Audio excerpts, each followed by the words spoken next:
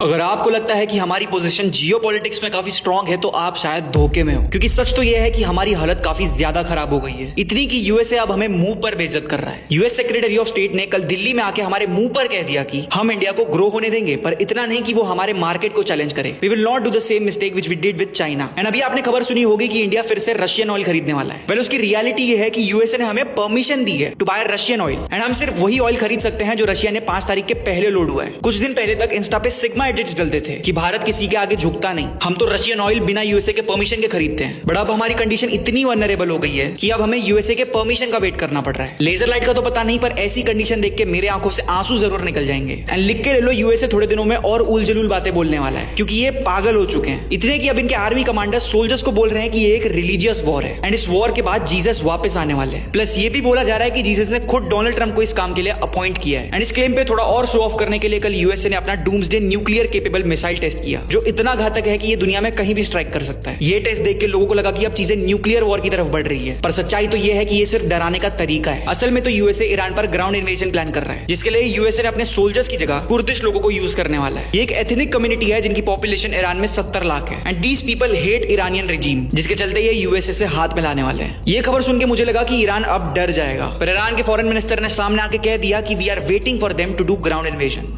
Are you afraid of a U.S. invasion in your country? No, we are waiting for them.